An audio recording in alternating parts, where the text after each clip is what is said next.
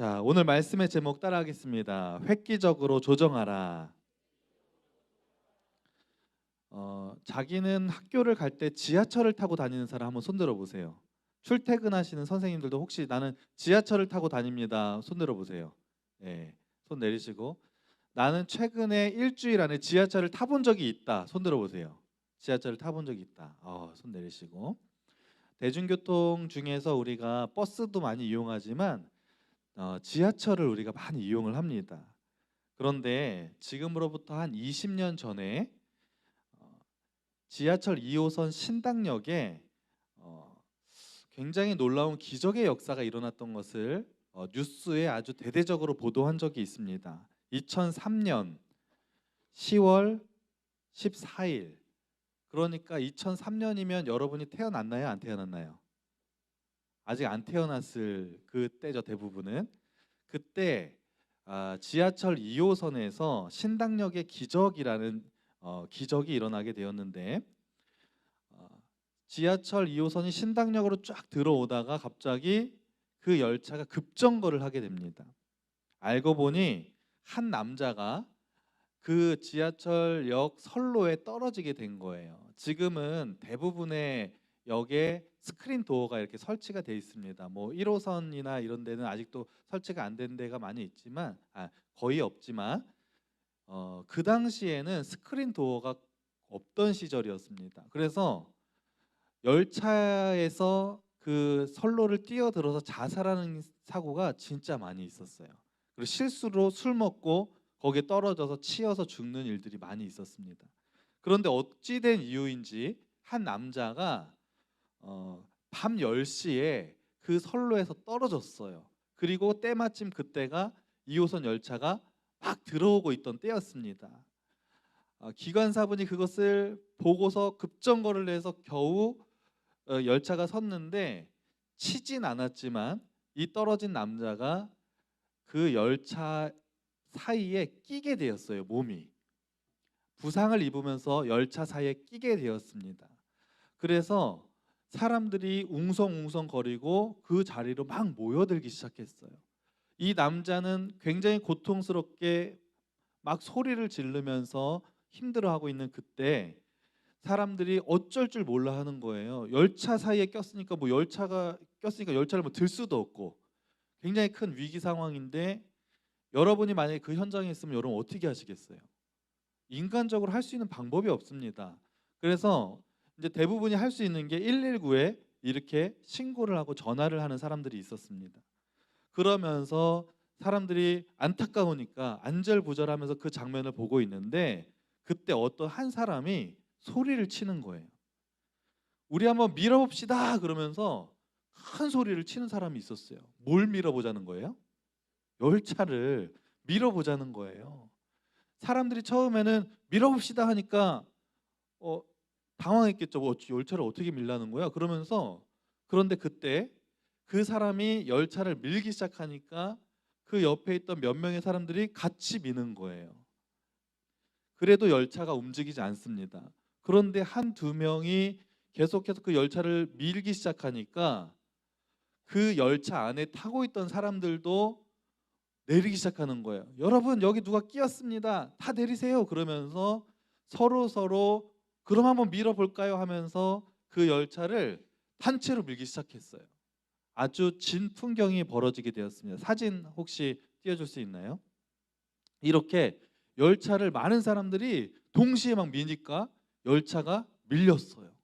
그리고 그 열차에 끼어 있던 사람이 극적으로 거기에서 빠져나와 구조가 되는 그런 기적적인 사건이 있었습니다. 사진 내려주시고요. 만약에 빨리 이 열차를 밀어서 그 사람을 꺼내지 못했다면 이 남자는 아마 치명적인 부상을, 이미 많은 부상을 입었기 때문에 더 큰 중상을 입거나 아마 목숨을 잃었을 수도 있습니다. 그런데 어떤 한 사람이 밀어봅시다라는 소리를 쳤고 수많은 사람들이 거기에 동참해서 도왔을 때 그 열차가 밀리고 그 한 사람이 구조되는 놀라운 기적의 역사가 일어났다는 것입니다. 여러분, 우리는 이것을 다른 말로 동참이라고 얘기합니다. 우리 한번 따라해 볼까요? 동참. 어, 어떤 일을 할 때 다른 사람들이 그것에 같이 참여하는 것을 우리는 동참이라고 얘기합니다. 가정에서 또 어떤 우리의 공동체에서 교회에서 학교에서 무슨 일을 할 때 같이 동참하는 것과 동참하지 않는 것은 아주 큰 차이가 있습니다. 무엇을 합시다라고 학교에서 선생님이 얘기를 했을 때 그것에 학생들이 같이 동참해주면 선생님은 아주 큰 힘이 되고 그 모든 일들이 아주 수월하게 이루어질 수 있는 것입니다. 그런데 무슨 일을 할 때 잘 동참하지 않는 사람들이 있어요. 여러분 집에서 부모님이 야 우리 이번에 어디 놀러 갈까 하는데 꼭 나는 그냥 집에 있을래요 그러면서 집에 있은 적 있어요 없어요? 있죠.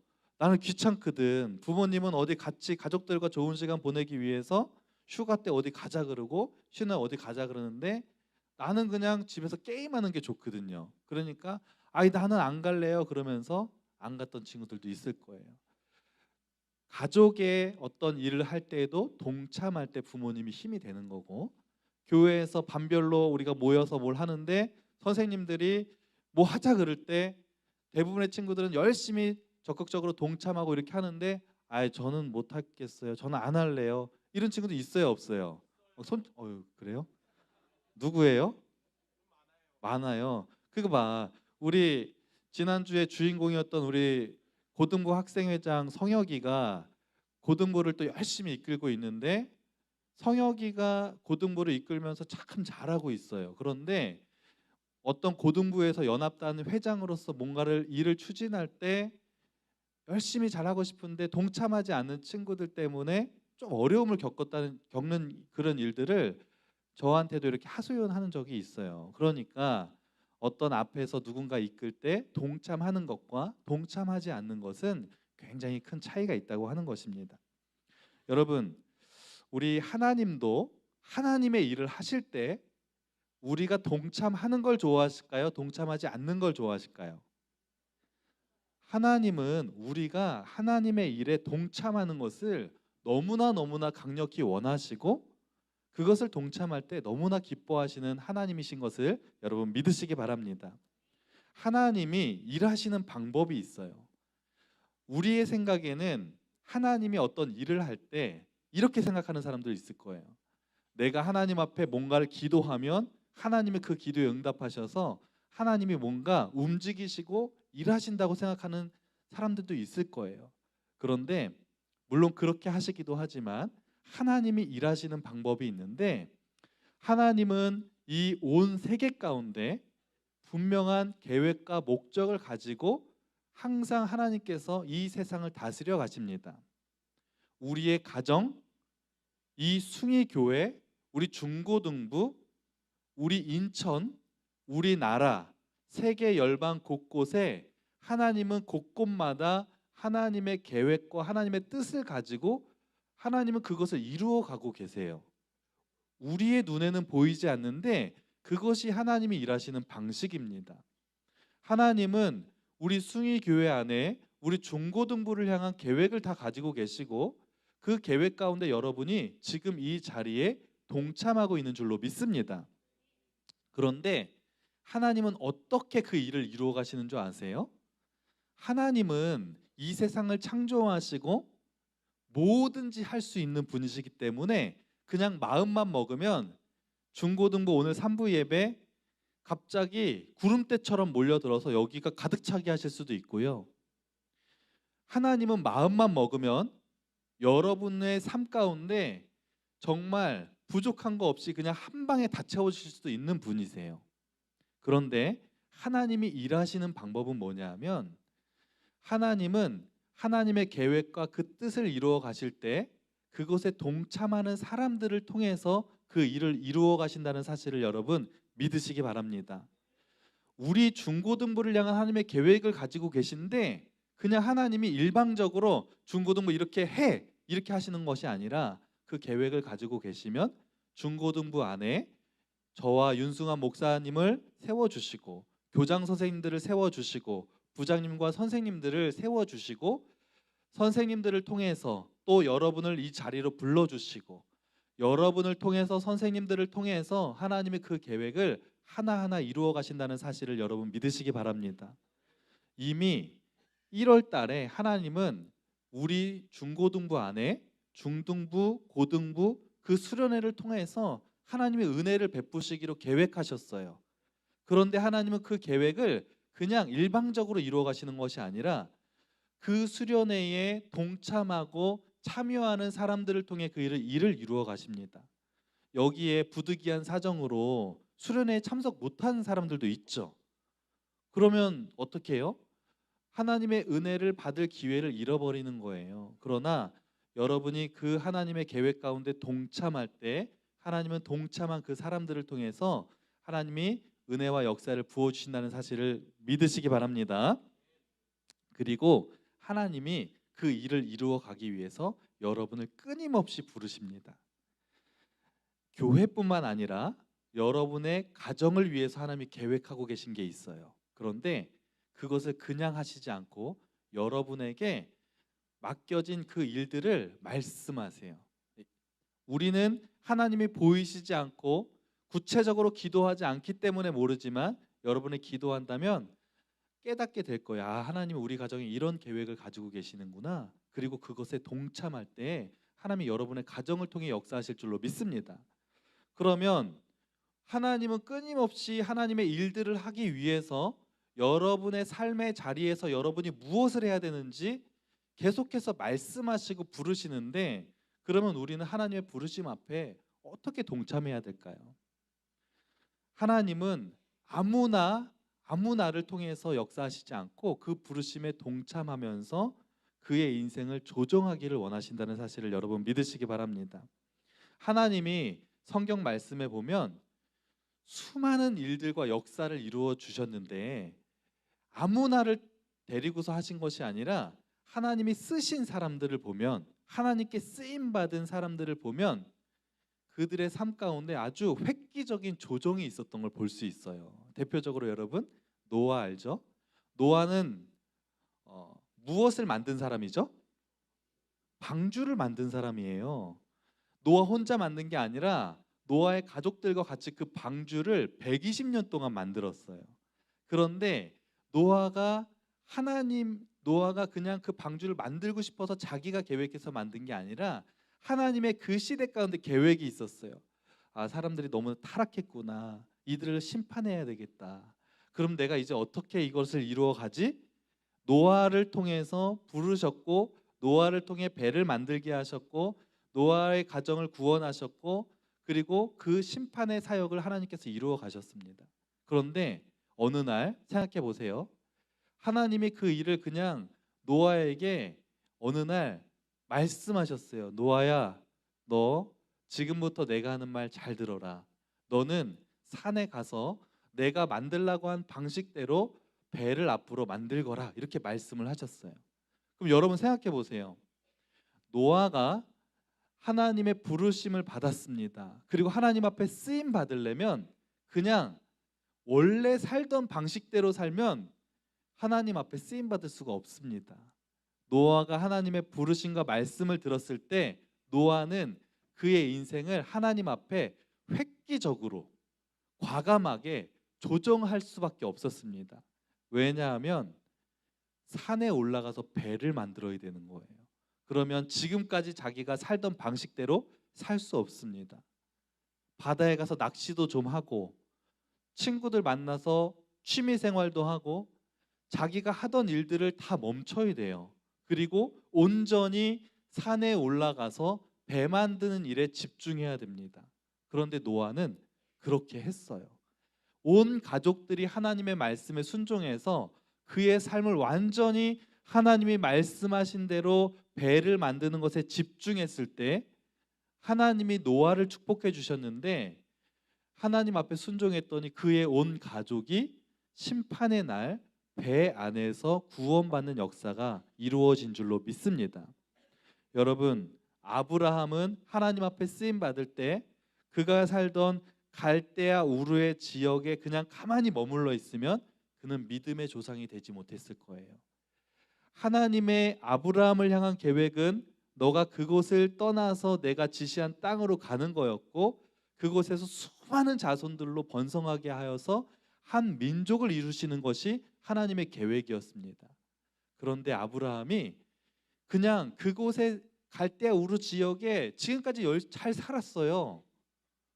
그냥 거기 사는 게 편해요. 근데 하나님이 내가 지시한 땅으로 가라고 하는데 그게 어딘지도 몰라요.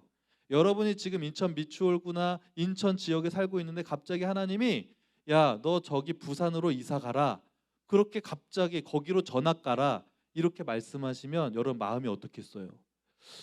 갑자기요? 좀 쉽지 않겠는데요. 저 지금 학교에서 친구들과 관계도 있고 지금 학원도 여기 다니고 있는데 제가 지금 부산으로 가면 학원도 옮겨야 되고 친구도 새롭게 사귀어야 되고 쉬워요, 어려워요? 어려워요. 그런데 아브라함은 하나님의 말씀 앞에서 부르심 앞에서 완전히 순종했어요. 조금도 하나님 저는 조금 어렵겠는데 나중에 가면 안 될까요? 이렇게 얘기하지 않고 그 말씀에 순종해서 하나님이 지시한 땅으로 갔고 믿음의 조상이 되는 놀라운 축복을 받게 되었습니다. 여러분, 하나님 앞에 우리가 존귀하게 쓰임 받는 자가 되려면 하나님이 우리에게 말씀하실 때 우리의 삶을 하나님 앞으로 조정해야 될 줄로 믿습니다. 하나님은 그냥 여러분이 하나님 앞에 쓰임 받기를 원하는 사람이 있죠. 그래. 어차피 한번 사는 인생 내가 숭의교회도 다니고 내가 이렇게 열심히 또 신앙생활 하는데 나도 뭔가 하나님 앞에 쓰임 받고 싶다. 이런 마음에 결단이 있는 선생님도 있고 학생들도 있을 거예요.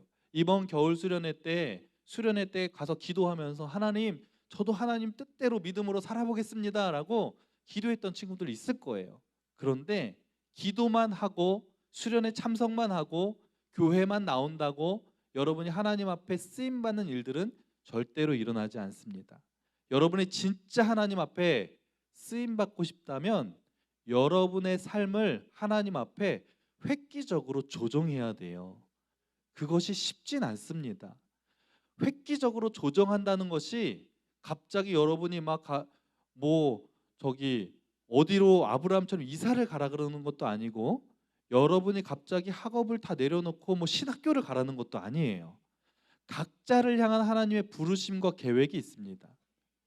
그것이 무엇인지 먼저 물어보고 하나님이 여러분에게 말씀하실 때 여러분 하나님 말씀에 순종해서 내 삶을 조금 변화시키는 것이 아니라 과감하게 하나님 앞에 획기적으로 조정할 때 하나님 그런 사람을 통해 쓰십니다. 지금 이 시대 가운데 하나님께 존귀하게 쓰임 받는 사람들이 정말 많이 있거든요. 그래서 유튜브에도 나오고 강의하러도 다니고 각자의 삶의 자리에서 놀랍게 쓰임 받는 사람들을 보면 그들이 하나님 앞에 얼마나 그들의 삶을 조정했는지를 다 볼 수가 있어요. 어느 날 한 청년이 예수님을 찾아왔어요. 성경에 있는 내용이에요. 여러분처럼 청소년의 시기를 지나고 이제 청년이 되었을 때 한 청년이 예수님을 찾아왔어요. 그리고 이렇게 물어봤어요. 예수님, 제가 영생을 얻으려면 어떻게 해야 됩니까? 영원한 생명을 얻으면 어떻게 해야 됩니까? 라고 물어본 거예요. 다른 말로 구원 받으려면 내가 천국에 가려면 어떻게 해야 됩니까? 이렇게 물어본 거예요. 그랬더니 예수님께서 뭐라고 말씀하셨는지 아세요? 일단 너가 가지고 있는 재산을 다른 사람들에게 다 나누어 주고 다 내려놔라 이렇게 말씀하셨어요. 이 청년은요 부자였어요. 그리고 이 청년은 가장 중요하게 생각하고 있는 가치관이 뭐였냐면 돈이었어요. 나는 돈이 많기 때문에 난 잘 살고 있고 나는 부끄러울 게 없이 그냥 떵떵거리며 살고 있었어요. 그런데 예수님을 향한 믿음도 있었어요. 그래서 예수님한테 물어본 거예요. 제가 영생을 얻으려면 어떻게 해야 됩니까? 물론 예수님을 믿음으로 구원을 받지만 예수님께서 그 청년의 마음속에 어떤 중심을 가지고 살고 있는지를 꿰뚫어 보셨어요. 너 너무 돈을 좋아하는구나. 너 나보다 지금 돈을 더 밝히고 있구나. 그렇게 생각하시고 그러면 너의 가지고 있는 물질을 다른 사람들에게 다 나눠줘라 이렇게 말씀하셨습니다. 그 청년이 어떻게 했을까요? 여러분 지금 돈 얼마 가지고 있지 않죠? 여러분이 가지고 있는 거 다 다른 사람 나눠주라고 하면 핸드폰, 집에 있는 컴퓨터, 또 아빠한테 엄마한테 받은 용돈들 갑자기 다 다른 사람에게 나눠주라고 하면 여러분 어떻게 하시겠습니까?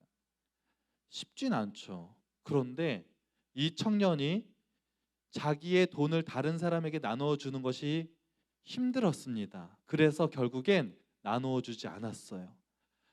하나님의 예수님의 말씀이 들려왔을 때 부르심이 있었을 때 그의 인생을 획기적으로 조정하지 못했기 때문에 이 청년은 결국에는 구원받지 못하고 결국에는 이 청년은 예수님 앞에 존귀하게 쓰임받지 못하는 일이 벌어졌습니다. 그런데 오늘 열왕기상 말씀에 보면 엘리사라는 사람이 등장해요. 이 엘리사는 그 당시에 24마리의 소를 가지고 있는 부자였습니다. 그 당시에 주된 그 일은 농업이었기 때문에 소를 가지고 농사를 짓고 이렇게 하는 것이 대부분이었는데 24마리의 소를 가지고 있다는 것은 그 당시에 굉장한 부자였어요. 그냥 잘 살고 있었어요.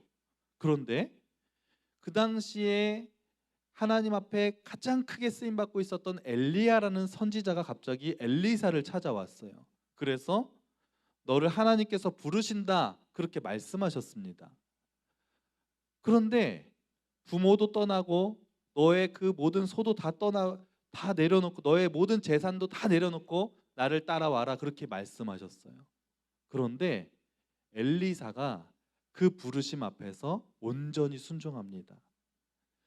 부모님과 마지막 작별 인사도 해야 되는데 부모님과도 더 살고 싶은데 그런 것도 다 내려놓고 자기의 소도 다 내려놓고 마을 사람들에게 나눠주고 그냥 온전히 엘리야를 따라갔을 때 그리고 하나님의 부르심 앞에 순종했을 때 성경 역사상 가장 많은 기적의 역사를 경험하는 축복의 주인공이 된 줄로 믿습니다.